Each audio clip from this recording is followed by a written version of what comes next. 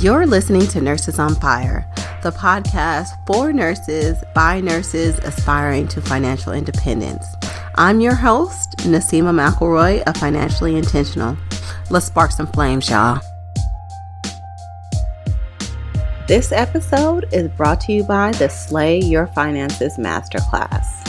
Have you started on your journey towards financial independence or want to do better with your money and don't know where to start? Well, this training is for you. I encourage you to head over to financiallyintentional.com/live to sign up for our next free masterclass where I'll teach you the techniques I've used and taught my clients to master money and build wealth. During this free training, you'll learn the most powerful weapon you have at your disposal to launch into financial freedom, the budgeting method that will free up thousands of dollars a month to achieve your financial goals, the common mistakes to avoid while paying off debt, and how to rapidly slay debt. You don't want to miss this. So head over to financiallyintentional.com/live or click the button in the show notes to register for our next free masterclass.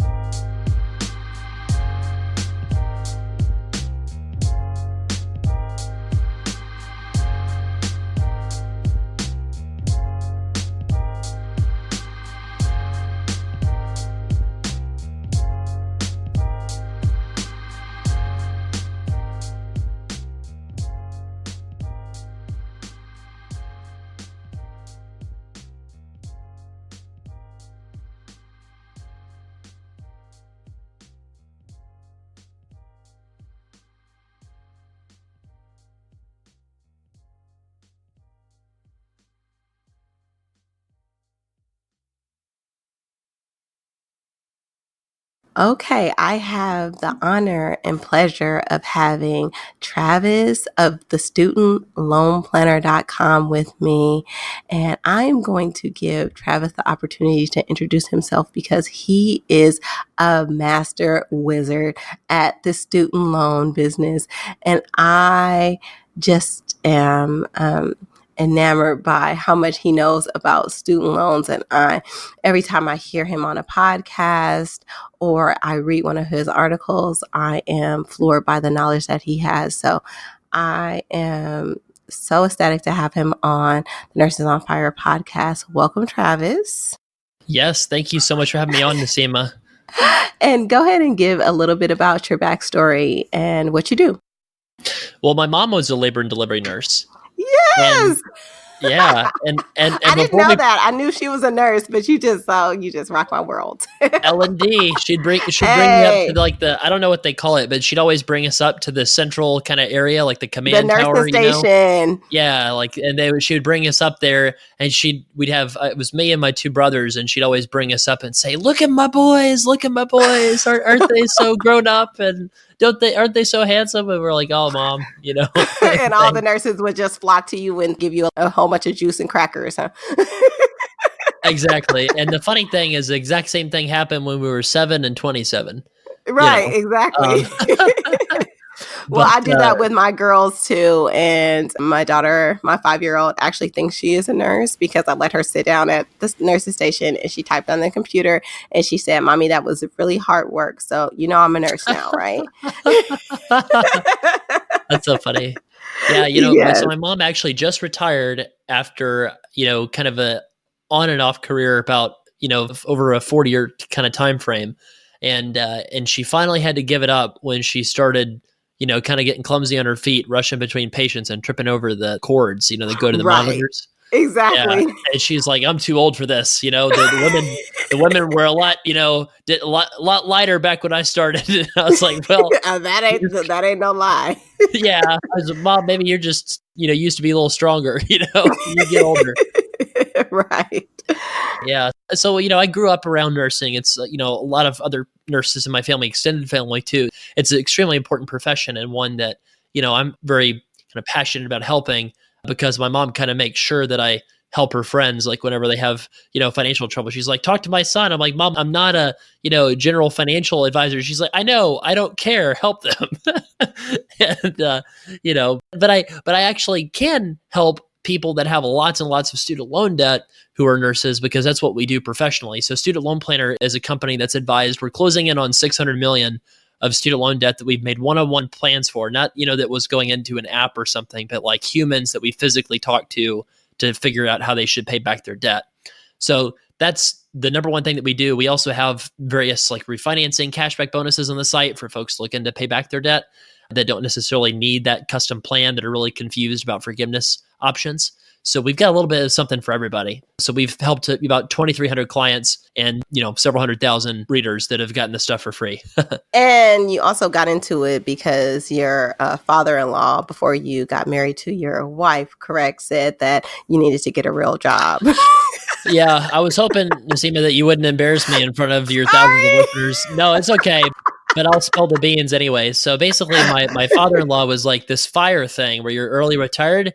He's like, we have a term for that in Hong Kong where I grew up. He said, we call it when the wife makes money and the husband doesn't. We call that eaters of soft white rice, is what he said. And because my wife's Asian American, right, and she's second generation, and so he's basically saying, here's the story. He's like, you don't need my permission to get married. But as he said, if you do want my blessing, then this is what you will do. You will go out and prove that you are still capable of earning an income just in case my daughter needs it, because of having some sort of, problem in life. And it makes sense. Like he doesn't read FIRE blogs and like Mr. Money Mustache and stuff. Like he's super, educated, like engineer, stable, large company, right? So like that's what makes sense to him. And so he sees this person trying to marry his only daughter and he's super defensive. And, that's just like only natural, right? Right. And so he kind of is like, put up or shut up. And so I thought, well, shoot, we're living in the city because of her job, because she wants to be, in academia with her medical degree. And so I can work at this big company, or this big company.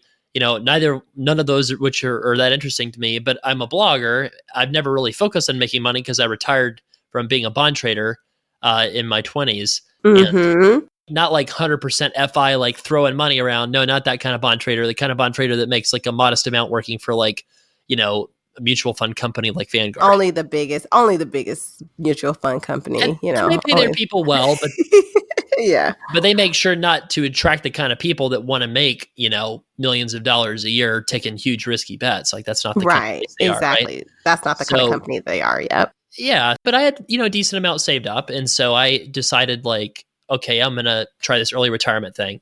So I traveled, saw 40 different countries over the course of a year and a half while I was dating my wife.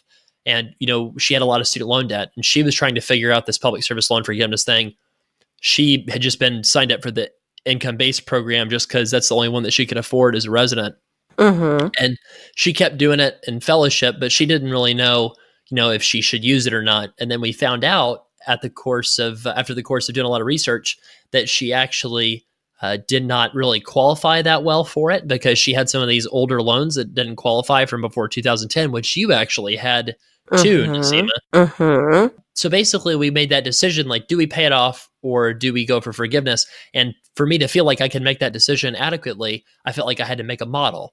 And so I made an Excel model with the bond trader skills. And then, like everybody does, just in everyday life. Of course, right? And then she told her girlfriends, like, hey, my boyfriend knows how to solve these student loan problems that I was having.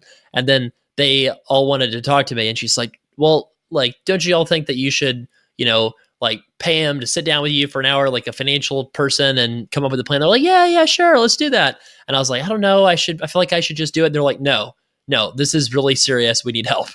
Yes. So I did that. And then those friends of hers told a whole bunch of their friends. And then I had a couple articles because I'd been blogging for a year and a half, just not really going anywhere because it was more generic. Mm-hmm. And then I started writing just at studentloanplanner.com about, specific kind of occupational things that people were going through, different professions with big debt. And those articles just started going viral. And that's, kind of when I realized that I actually had something that was a business. And so I just made that my full-time focus after my father-in-law made that threat. And I'm glad he did. Yes. I send them Outback Steakhouse gift cards as much as I can. Is that where they like to eat? Exactly. I have no idea why. Yeah, I have no idea why, but that's not a great steak place. I mean, to them, it might as well be like, I don't know, the Four Seasons version of restaurants or something like.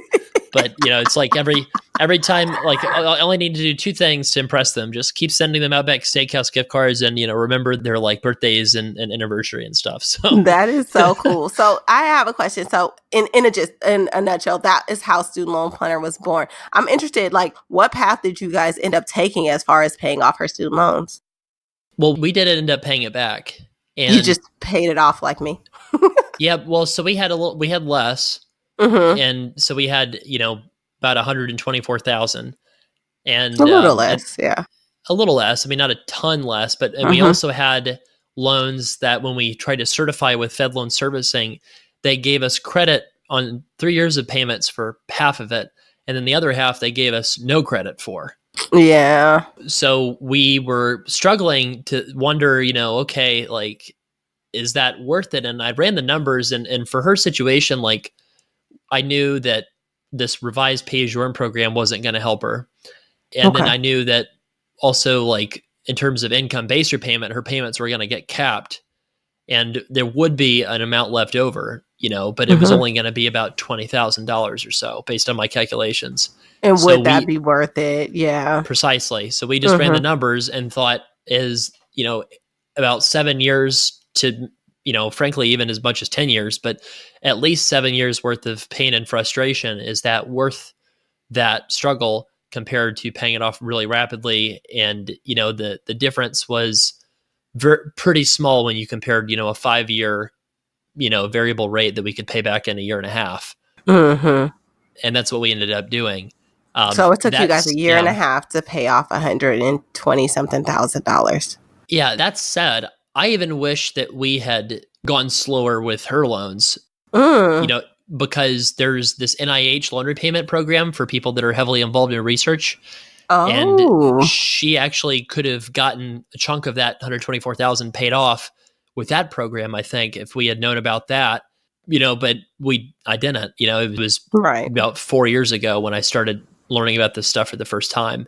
And this is like the more you know, like if I would have known you for when I started paying off, I would have made some different choices. And that's the whole reason why I brought you on the podcast, is because I want to kind of get raw and naked with my finances with, well, at least my student loan payments, my student loan debt with everyone, and kind of see like, did I make the right choices when it came to paying off my student loans? Because I just kind of like hammered them out. So I came from a background following Dave Ramsey, and that's how I even started realizing that this student loan debt was holding me back financially and that I needed to get rid of them. And it took me a long time to make the decision to actually get rid of them.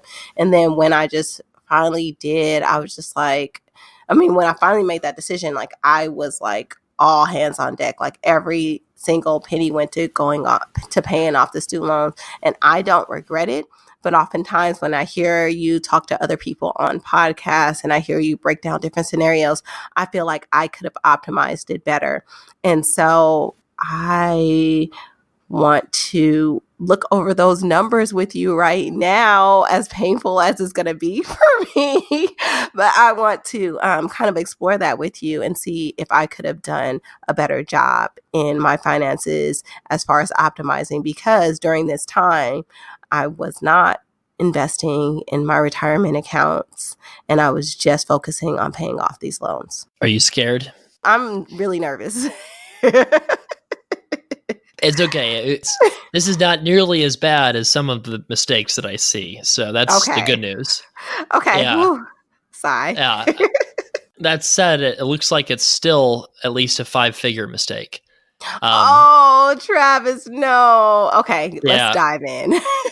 All right. So to kind of like tell the listeners kind of what you told me, right? So you want to just kind of set the stage, like what was going on in your life right then, like when you made this decision? So when I made the decision, initially, it was just me and my daughter. I was a single mom. And then I just felt so overwhelmed by just knowing that I wasn't in a good financial position. I made a good salary. I made 6 figures, but I didn't have anything saved for my daughter. I didn't have anything put away. And I was just like, I needed to do better with my finances.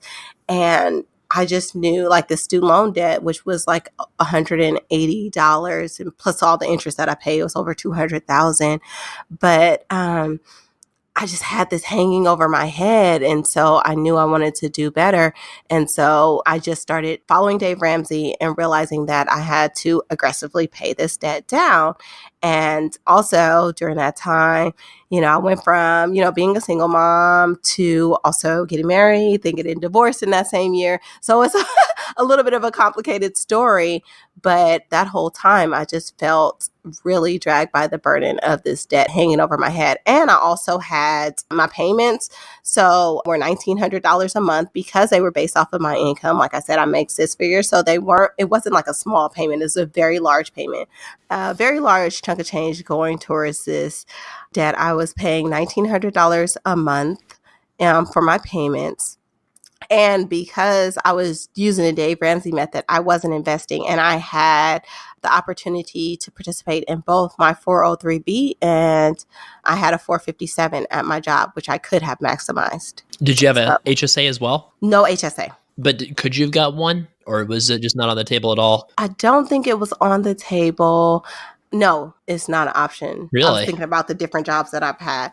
No, working for healthcare organizations, because typically the insurance covers their providers. I haven't had an option to participate in a 457. I mean, in a HSA, actually, until I had the option at this very short-term job that I had in Nevada. But that was the first time I ever had access to a HSA. That's really weird. But yeah. So, but you definitely were at a qualifying employer, right? Like you were at a not-for-profit hospital working full time? Yes. And I actually was on the public student loan forgiveness program and was doing all the things that I needed to do, like submitting once a year my income taxes and submitting the verification for my employer. I had been doing that for, I think, about 2.5 years before I started aggressively paying down my debt. So your setup for your loans tells me a couple things. So first off, your $1,900 a month payment, that's pretty much right at the maximum cap for the IBR plan. So had you hit the IBR cap yet? Had they told you that you no longer qualified to pay based on your income yet? No. Okay, so you were very close to it. So I think that the cap would have come for you at about $2,000 a month. And that would have freaked you out on another level, because Right. what would have happened is they would have said, you no longer qualify to pay based on your income. Well, that sounds pretty scary, right? So then they probably would have had you call in, and they would have had you switch to, maybe the revised pay-as-you-earn plan. In your case, that would have worked out okay. But I've seen some situations where people could have gotten their payment capped instead of having it based off of, no cap of a payment. And then that would actually cause somebody to get a lot of loans forgiven. I want to give an example of this. So let's pretend for a moment that you had 70,000 of loans, and let's say you had 3-4 years of credit because you worked in a low paying state and you moved to California and suddenly got this huge income bump, right? So what you can do in that case is, if you're on an IBR or pay as you earn program, those two plans have caps. They can never be more than the 10-year monthly payment. So in other words, like if you take, I'll give you a rule of thumb. If you take about 1% of your loan balance, that's what your monthly cap is. Okay. If you have 180,000, the monthly cap should be around 1,800. Now, it's a little bit higher, probably, but that's just like a rule of thumb to get a general idea. So if you owe 50,000, your cap would be about 500 a month. And that's under pay and IBR. But under repay, your payment is just 10% of your income after a deduction, no matter how much that is. So you have, but I wasn't under repay, so. Right, you were under IBR, right? And in your case, you had a deduction for your family size, for one. And if you're putting $7,000 or $8,000 a month towards your student loans, that's money that's not going into investing, right? Right. So I wanted to talk about that a little bit. Okay. So if you're doing public service loan forgiveness, the one thing that I would tell somebody is you probably want to have more than 30,000 of debt. Yes. If you don't have more than 30,000 of debt, you probably have better uses of your time than studying these rules and hiring a professional, that knows this stuff. You should probably just try to, look up like the nurse corps program if you happen to already be in a job that qualifies, or you should look at Perkins loan cancellation or something like that, and then just try to pay back the rest of it and just work, maybe some extra shifts to get rid of it, But if you have a lot more than that, let's say if you have more than 50,000, you're probably outside of the kind of in-between zone about whether or not you should pay it off. So in your case specifically, I think let's put some numbers to it. So you had 3 years of credit towards the 10 that you needed. Is that right? Yes. So you had let's say you had about 230,000 of income, right? Something like that. Yep, that's about right. So in your case, you had a unique opportunity to contribute to a 403B plan or / 401k plan plus access to a 457B plan, right? Yes. So you had access to a 457B plan, right? Yes. Okay. So that means that you get access to $19,000 per year maximum of tax sheltered contributions in your 403B, plus you get 19,000 of tax sheltered contributions in your 457. Correct. Now, on the IBR plan, you're pretty much at your cap with that income and that debt that you had.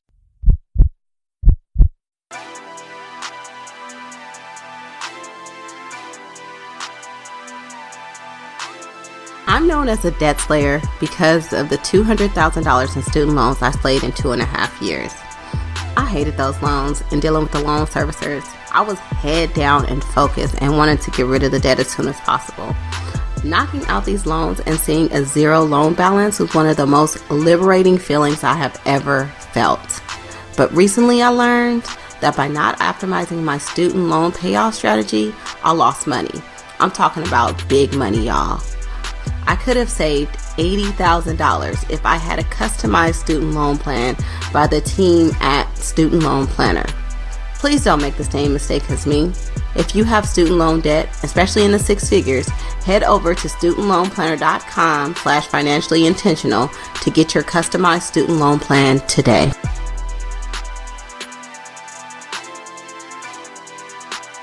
Do you know how your retirement funds are invested? Do you know how much you're paying in fees? Chances are you're on the same boat as some of my coworkers. Some of them set up their retirement when they first got hired and never looked at it again. Some have let a computer select their investments and don't even know what they're invested in. Worst of all, Some people have their retirement funds sitting in a savings account and they're not even invested in the market because they're afraid to lose money. That's hella scary, y'all. What's even scarier is that some of you listening don't even have a clue what I'm talking about. And guess what? This is super common. This has to change today. Let Bloom do the work for you. Head over to financiallyintentional.com/Bloom and get your free retirement account analysis. They'll check and see if your retirement account is optimized for you, and they'll let you know if you're paying too much in fees. That's Bloom with 3 O's. Bloom can also manage your retirement account on an ongoing basis so you can take the stress out of retirement planning. If you choose to work with Bloom, their fees are incredibly low, less than your Netflix subscription. You have enough to worry about. Let Bloom handle your retirement account. The hardest thing you'll have to do when it comes to your retirement is remember that Bloom is spelled with 3 O's. Head over to financiallyintentional.com/Bloom. Remember, spelled with 3 O's, and get your retirement account squared away today.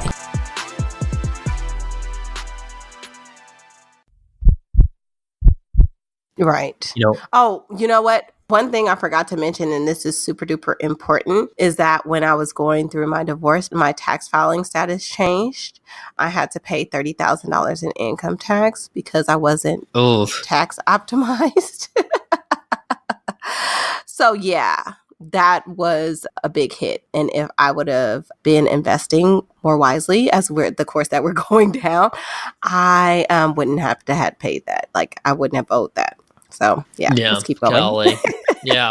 Well, it's okay. I mean, the good news is people look back on money they could have saved, if they'd taken a different path, paying back their debt. But I've yet to find somebody who's furious about it. Right. So I mean, I'll say that, there's definitely a lot of emotional satisfaction to the path that you did. Right. But if you think about what your options could have been, right? So IBR is 15% of your income. Pay and repay are 10% of your income. In your case, you only qualified for the revised pay as you earn because you took out loans before 2007. Yes. Right? So your only options at that point when you had to make that decision was revised pay as you earn or income-based repayment. So in other words, 10% of your income or 15%. Now, in your case, your income is the really important thing. It's not what you make, it's what you show in your tax return that counts. Exactly. So instead of $230, what I would have told you to do instead is if you put away $19,000 into your 403B plus $19,000 into your 457, you would have dropped your income from $230 to $192. Okay. Now, the reason why that's so important is this. So on a $192,000 AGI, your monthly payment on your student loans instead of $1,900 would have been about $1,400. That's a big difference. So that's a big difference, right? And then the other thing is instead of making $7-something thousand a month payments, you're putting that into retirement and hopefully a brokerage account like a Wealthfront or Betterment or Vanguard kind of place. Right. Right. You're hopefully putting all that money into investments, and while you're also paying your loans. Now, in your case, there's actually not a big risk of hitting that cap, the $2,000 a month payment. So the revised pay as you earn in your case would have worked out really well. And in terms of the total cost on public service loan forgiveness, so over 7 additional years of payments, I also looked at your loan setup, and it actually had direct consolidation loans. So you'd already consolidated, it was already set up in an easy to maintain status. Like it's very difficult to deal with 20 different loans with these places. But once you consolidate, it's a lot easier.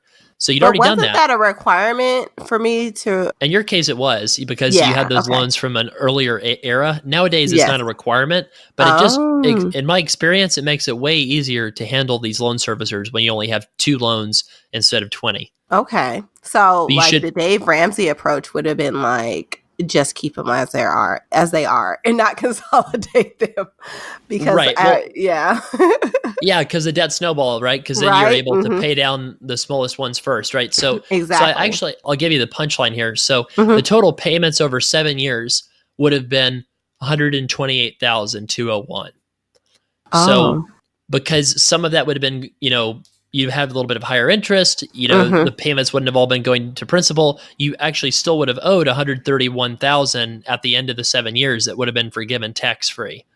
So the total amount that you actually would have paid over 7 years is $128,000.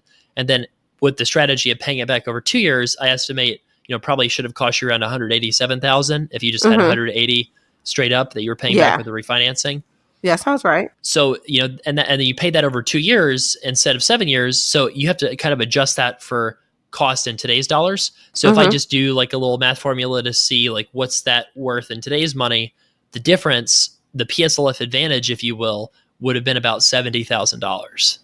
Oh, plus let's not forget that in those 2.5 years, I would have had a multiple 6-figure growth in retirement accounts. Especially because this was during like the bull market. So I was paying this off from what years was it? 2016 through 2015 through 2017. So those were really good years in the market to be invested. They really were, yeah. Those were like awesome years, yeah. It could have been bad years too, right? I mean, yeah, right. But it wasn't.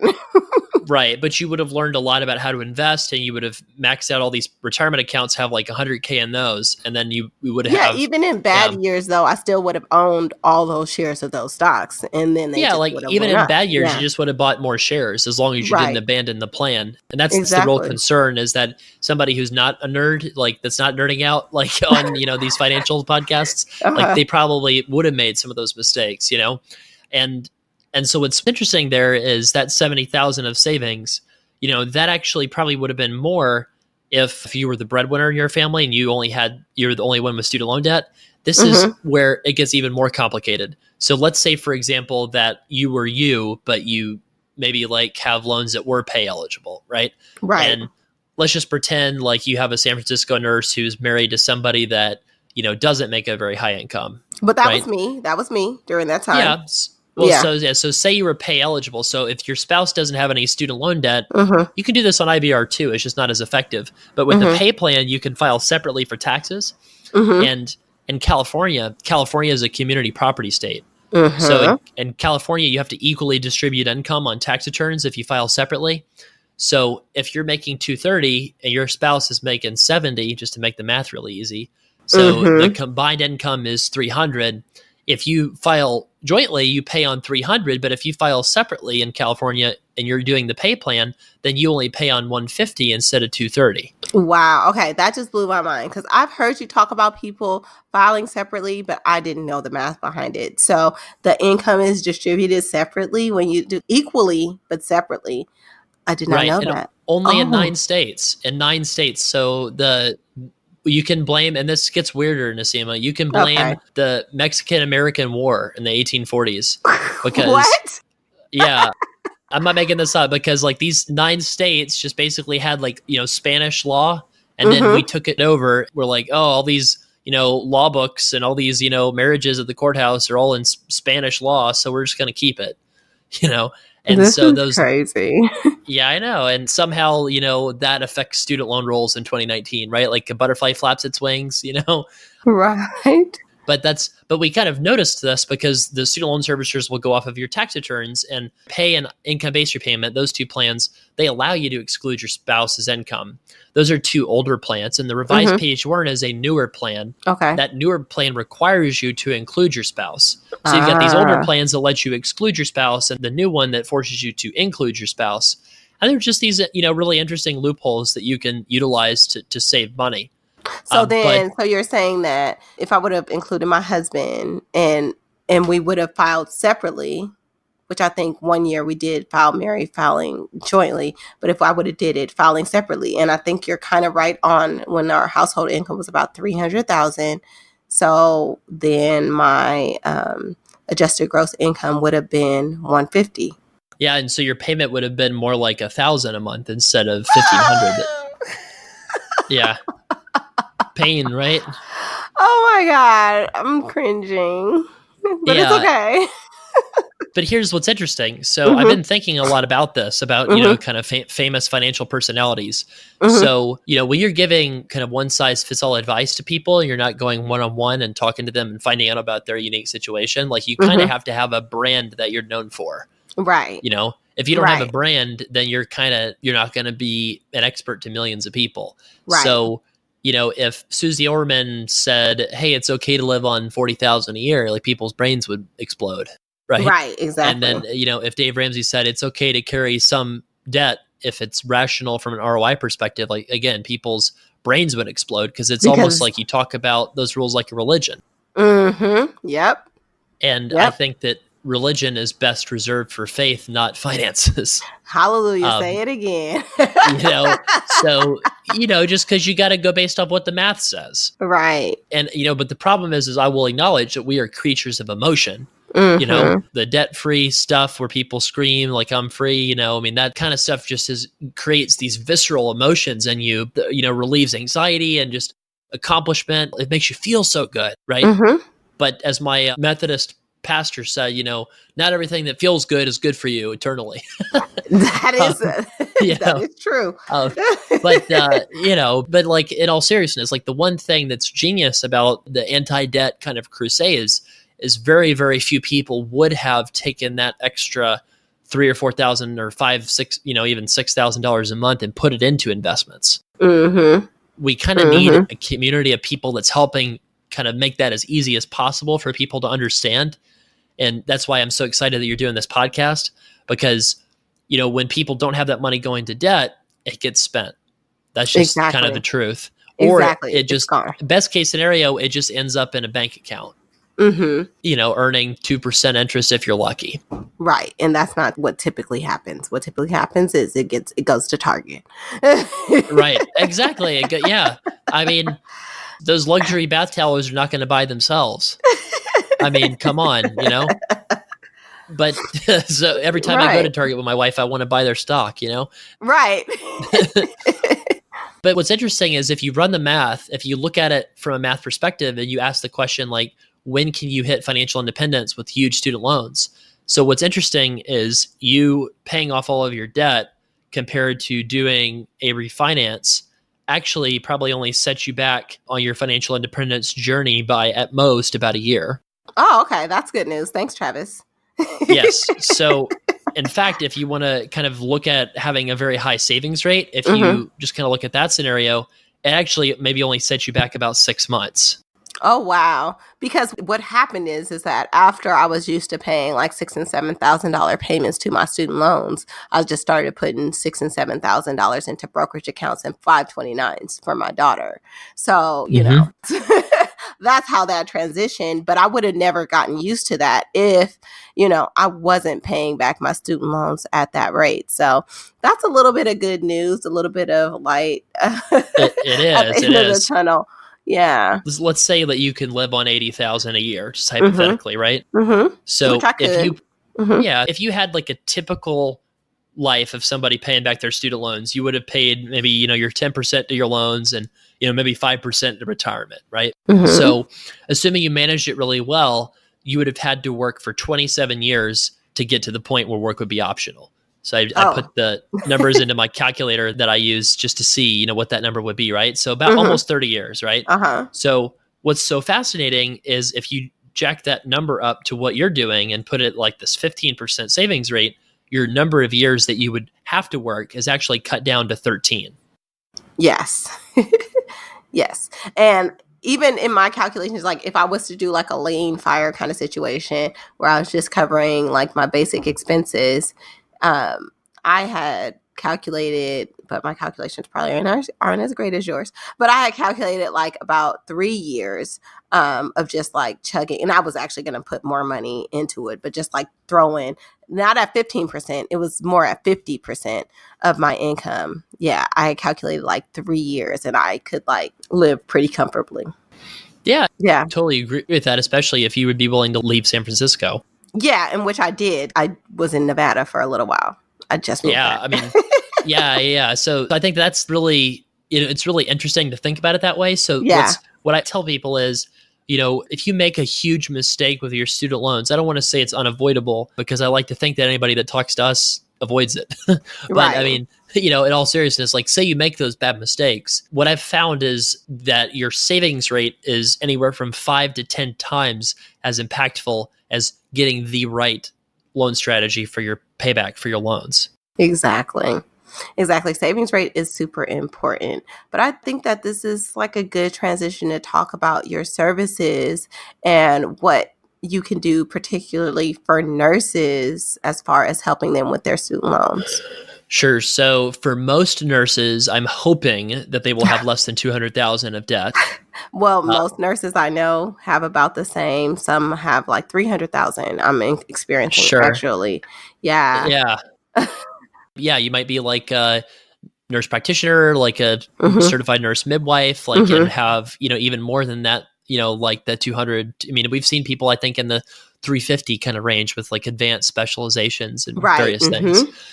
So in general, like kind of how it works is you can go to studentloanplanner.com/help and read about whether or not the service is for you. I mentioned those debt loads because we have different segments kind of roughly based off of, trying to pair the complicated aspect of their loans to the best deal for them. So for example, Lauren and Justin, 2 CFPs, they work with our clients that have 50 to 200,000 in student loan debt, and that's $295. It's like right around $300. And not then bad at all. not terrible compared to getting, variable annuity sold to you in the break room, right?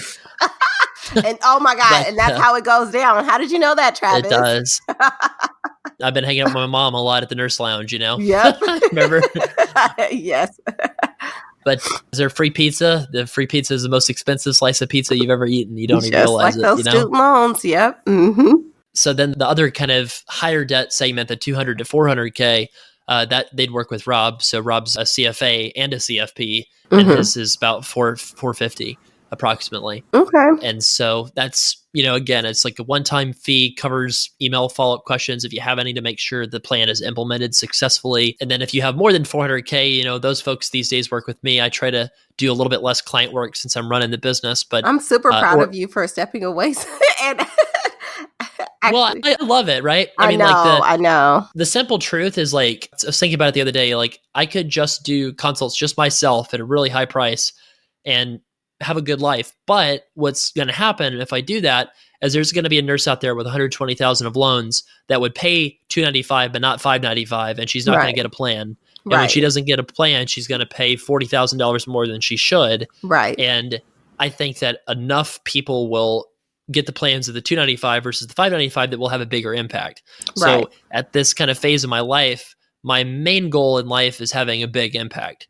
Right. And, to do that, part of it is I need to get out of my own way so that I can bring other people on and train them in the system and help them help others. So right now we tend to be working with a lot of financial advisors who are, going independent and building their own practices, but so still have a lot of time left over that they can spend on other things. So I think that's how we were able to get some really talented people. And so, yeah, I mean, each one of them though has done hundreds of plans individually. I've probably done over 1,000 at this point. We have some people that want to work with me even for the higher rate sometimes, but I tell them, like, you should just get the better price. Like it's the same system. Yes. It's just the same system. So that's the thing is, for people who are unsure if they're working at a 501c3 hospital, if they're at a not-for-profit government hospital, you definitely need this service to make sure that you're not messing anything up. Like me. And if you're at a private practice and you have less than $100,000, I would say you can probably do this yourself. I would just get, a cashback bonus for refinancing instead of nothing. So, you could check out, we have a lot of, we try to get the best cashback deals we can for folks instead of keeping all the commissions ourselves like most places do. But I would say that, Travis, you have some extraordinary resources on your website. As a matter of fact, anytime I am stuck on like a student loan question, I go to your website and the answer is always there in such plain English that I can understand.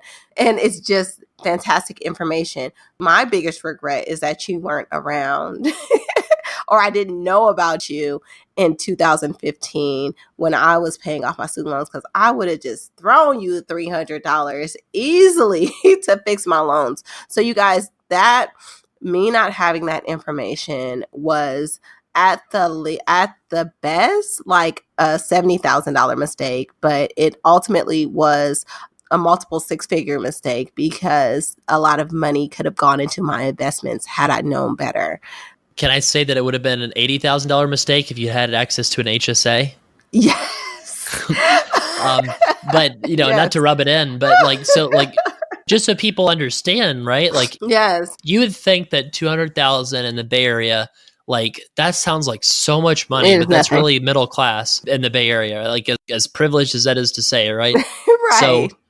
So if you're single and you make over 157,000 then you're in the 32% federal income tax bracket. Mm-hmm. So that's your marginal bracket, which is the next dollar of earnings you make is taxed at, 32%. And then in California, I think it's 9.3 if you're above like 50 something thousand. It's really a low income level. So you're going to be at about 41% for your taxes just from those federal and state taxes.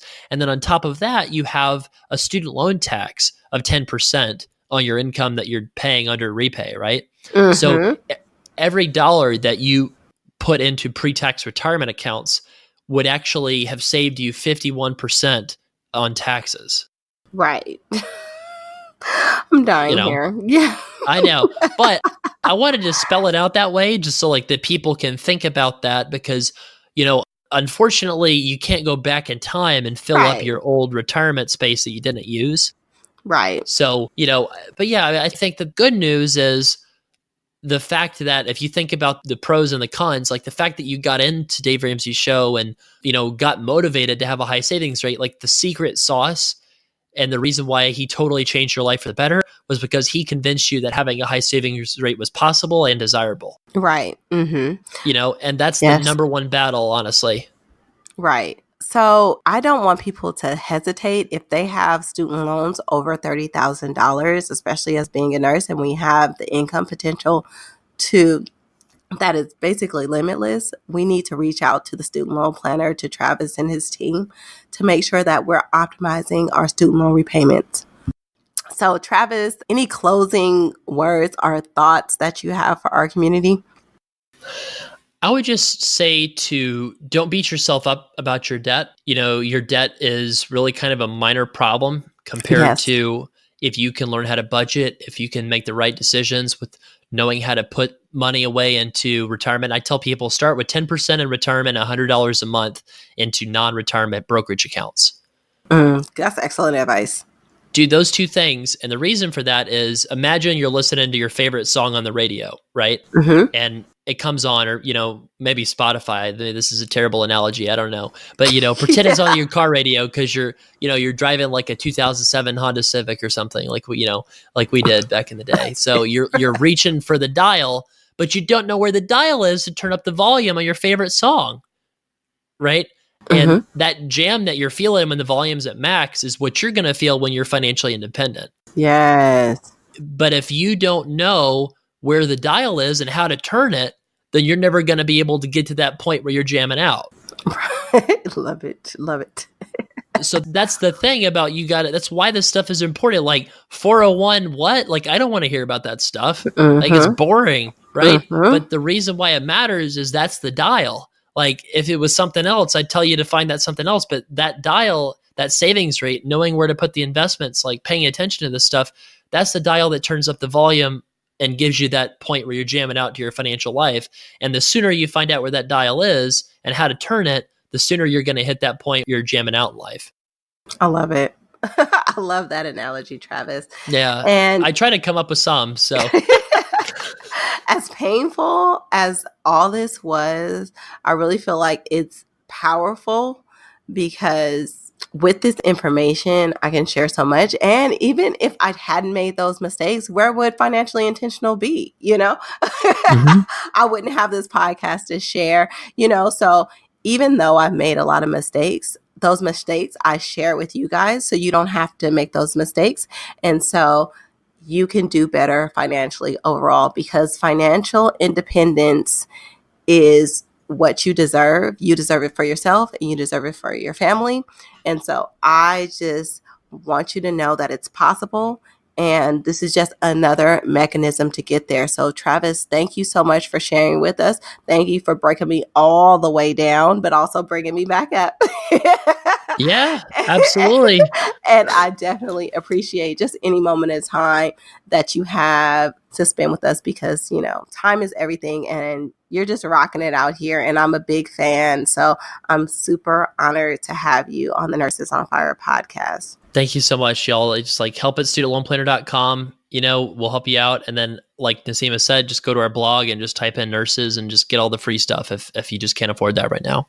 There it is, the studentloanplanner.com. Type in nurses or any other questions that you have. Like if you, even like something as simple as what's the difference between a loan forbearance versus forbearance versus, what is it called? Why did I go blank? Deferment. Yes, thank you. Even if it's just something as simple as a forbearance versus deferment, like those things are all answered on his website. But I also encourage you to do a consultation with his team to get your finances right. Again, thank you, Travis. And there it is.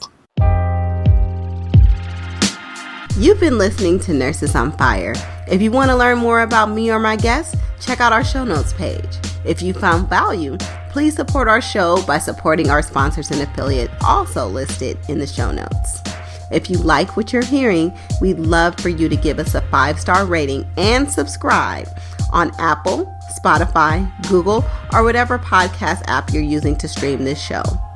You guys, tell all the nurses in your life to subscribe. And if you know a nurse with a compelling money story and would like me to feature them, shoot me an email at Naseema@financiallyintentional.com.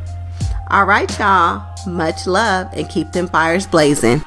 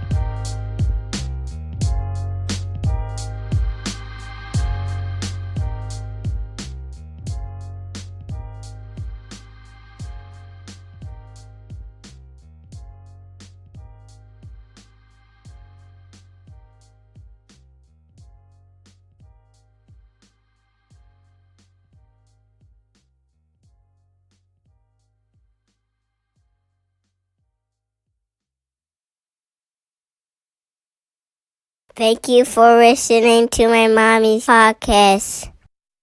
Don't forget to subscribe. Bye-bye.